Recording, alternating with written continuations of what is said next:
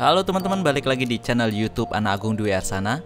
Di beberapa minggu lalu kita sudah belajar bagaimana membuat sebuah project IoT yang mampu membaca suhu kelembaban serta juga kita mampu untuk mengontrol nyala lampu LED. Di sana kita menggunakan modul Wi-Fi ESP8266 yang harganya cukup murah.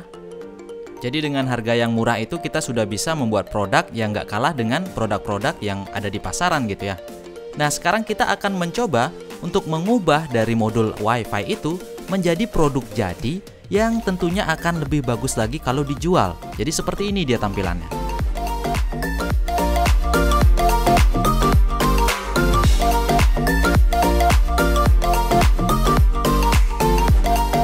Nah teman-teman, mungkin ada yang pernah nonton, saya pernah bongkar lampu smart home, smart house gitu ya, mereknya Bardi yang bisa dikontrol oleh Google Assistant. Dan pada saat itu saya heran-heran gitu ya, peralatan di dalamnya itu apa aja sih kok bisa bikin lampu ini jadi smart, jadi pintar, bisa dikontrol tapi juga tetap harganya murah gitu ya. Sehingga lampunya langsung aja saya bongkar dan ternyata itu di dalamnya ada beberapa komponen kecil yang ternyata saya ketahui apa itu ya. Kalau kita bongkar, di belakangnya itu ada power supply dan di depannya ini ada beberapa komponen kecil yang salah satunya itu adalah ESP8266 yang tadi kita bongkar. Nah itu disolder di atas PCB aluminium.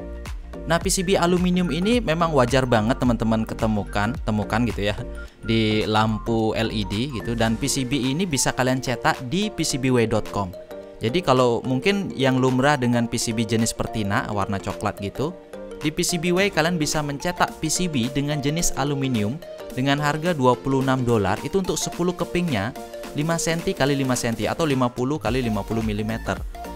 Itu kita bisa membuat PCB serupa kalau mungkin teman-teman mau bikin custom lampu gitu ya. Selain itu di sini juga ada jasa mencetak 3D.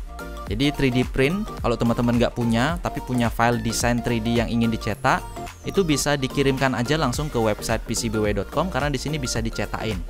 Mau bahannya PLA, ABS atau mungkin resin gitu ya. Bahkan 3D molding gitu juga bisa. Teman-teman punya desain casing produk bisa dicetak banyak di sini dengan proses molding atau injection molding namanya.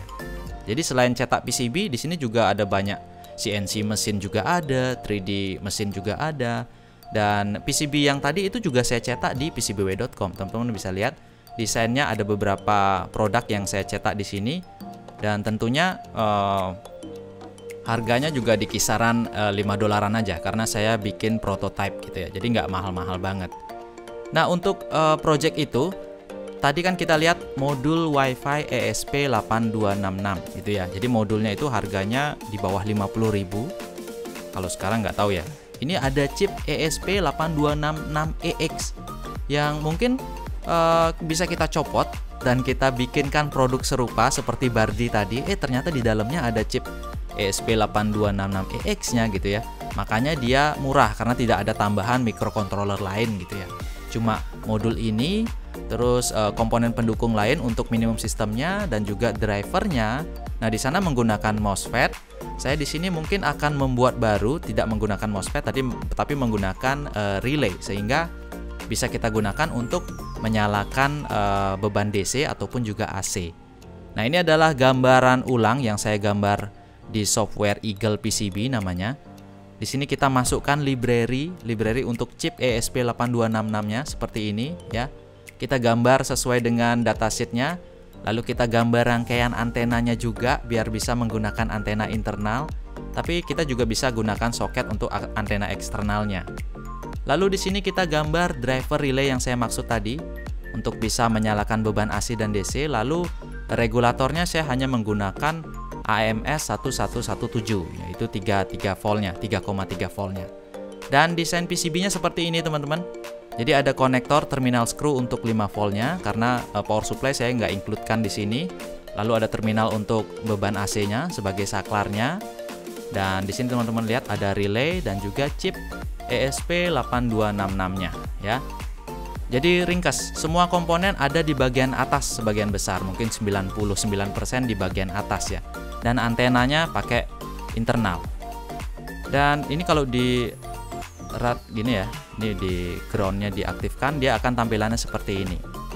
Nah, untuk antena jangan di ground kan, nanti biar sinyal wifi-nya itu nggak drop ya. Jadi seperti ini tampilannya. Lalu setelah jadi, kita cetak di PCBWay, hasilnya mirip seperti apa yang kita gambar. Jadi teman-teman kalau punya desain produk atau rangkaian yang mau dicetak banyak, lebih baik dicetak seperti ini aja. Jadi kita nggak usah repot-repot untuk ngecetak PCB manual, ngelarutin pakai Verichlorida, nah seperti itu ya. Ini kemarin kita bayar $5 aja untuk 10 keping. Dan kalau kita bandingin, ya sudah, ukuran pad IC-nya udah sama teman-teman. Ya, ini dia. Jadi banyak yang bertanya, gimana sih caranya nyolder ininya IC seperti ini, model seperti ini, SMD yang kecil-kecil kayak gini ya. Jadi saya juga nggak begitu expert menyolder, tapi hal yang saya lakukan adalah memberikan cairan flux gitu ya di pad yang akan disolder seperti ini. Lalu setelah memberikan flux ini, itu kita akan berikan timah sedikit, bantuan dari ujung soldernya. Jadi tinggal tempelin aja solder yang panas, nggak usah ditambahin timah lagi, bekas sisa di ujungnya itu aja udah cukup, dan disapukan ke setiap padnya. Jadi seperti ini. Jadi nanti kalau seandainya ada yang konslet atau mepet antara kaki satu dan kaki lainnya gitu ya, jangan khawatir teman-teman, tinggal dikasih flux aja lagi sedikit lalu dipanasin ulang, itu yang konsletnya itu bakalan kepisah, jadi nggak konslet lagi. Nah seperti ini. Kecuali memang jalur itu ya memang terhubung satu sama lainnya. Ini di bagian ground juga kita akan berikan timah sedikit aja, jangan terlalu sampai menggunung. Lalu setelah itu kita persiapkan blower atau solder uap. Jadi pertama chip IC-nya itu ESP8266EX-nya kita posisikan sesuai dengan tempatnya. Jadi ada titik itu, teman-teman bisa lihat titik putih itu artinya pin 1 ya, nggak boleh kebalik. Itu kalau kebalik mungkin bisa kebakar, bisa nggak beroperasi. Lalu setelah itu kita menggunakan solder uap atau blower. Di sini saya menggunakan solder uap yang manual di angka 4,5 gitu ya. Lalu teman-teman harus perhatikan anginnya tidak terlalu kencang, karena kalau terlalu kencang itu bisa kegeser kayak gini pada saat kita ngeblower gitu ya, ngeblower IC-nya. Jadi kalau timahnya sudah agak-agak meleleh, kita bisa pakai bantuan pinset untuk memposisikan IC-nya, chipnya ini ya. Nah ini agak saya tekan dikit biar nempel di bagian tengah groundnya. Lalu kita biarkan agak dingin sedikit. Nah sudah agak dingin, kita bisa bersihkan sisa-sisa fluxnya itu menggunakan thinner teman-teman. Jadi dengan bantuan kuas kita bersihkan sisa-sisa fluxnya dengan thinner, maka dia akan kelihatan seperti ini. Jadi kalau nggak dibersihin itu dia bakalan berminyak dan bikin korosi. Nah ini sudah kita bersihkan menggunakan thinner. Hasilnya seperti ini. Cukup rapi teman-teman. Jadi dengan di blower aja dia sudah menciut gitu kakinya ya, timahnya ya. Nah lalu bagaimana menyolder komponen yang kecil-kecil? Jadi untuk menyolder komponen yang kecil-kecil kita bisa menggunakan solder biasa, tapi dengan trik itu salah satu kakinya kita berikan timah dulu, salah satu kaki padnya gitu ya. Lalu kita tempelkan bantuan pinset, kita jepit, kita solderkan dulu satu kaki yang tadi. Tujuannya agar IC-nya ini atau komponennya itu terpegang aja. Jadi biar kepegang aja, terus kita baru berikan timah lagi di kaki yang lain, yang di berseberangan yang agak jauh, jangan terlalu dekat ya. Maksudnya biar IC-nya tidak muter pada saat menyolder kaki yang lain. Nah kalau sudah kejepit kayak gini, barulah kita lanjutkan dengan menyolder kaki yang lain dengan aman. Nah kalau seandainya timahnya itu kebanyakan sehingga menempel, itu jangan khawatir, itu kasih flux aja terus panesin dengan solder yang bersih, maka bekas timah yang berlebih itu bakal ngikut ke ujung solder teman-teman ya. Ini kita bersihkan lagi menggunakan kuas dan thinner sehingga sisa-sisa minyak fluxnya itu keangkat gitu ya, atau bersih lah, tidak lengket di PCB. Nah ini tampilannya udah bersih. Terus untuk bersihin ujung solder gimana? Untuk bersihin ujung solder ini gampang banget. Kalau cara saya adalah menggunakan kawat pembersih piring seperti ini ya. Tinggal digosokkan aja di sana. Ini nggak merusak ujung solder. Maka ujung solder teman-teman ini sudah langsung menjadi bersih kembali. Ini bersihinnya pada saat panas teman-teman ya. Nah ini dia, sudah bersih teman-teman. Nah kalau sudah semua komponen tersolder sesuai dengan rangkaian yang dibuat di Eagle PCB itu, ya jangan lupa untuk bersihkan lagi. Jadi bersihkan sisa-sisanya biar nggak konslet pada saat dinyalakan. Nah seperti ini. Kalau teman-teman bertanya gimana caranya ngisi program di sini, itu kalau teman-teman perhatikan tadi desainnya di bagian belakang itu ada pin RxTx yang saya sediakan untuk memprogramnya menggunakan USB TTL. Nah sekarang saatnya kita mencoba alat yang baru aja saya buat. Kalau sebelumnya itu kita menggunakan software Blink untuk menyalakan dan mematikan LED dan juga memantau suhu dan kelembaban. Nah sekarang saya akan membuat dia dikontrol dan dimonitoring menggunakan Google Assistant. Tapi kita coba untuk mengkontrolnya aja dulu karena di sini saya hanya memasang sebuah relay yang terkoneksi paralel terhadap LED internalnya. Maka kita akan mencoba untuk menyalakan LED-nya. Kita akan coba melalui Google Assistant.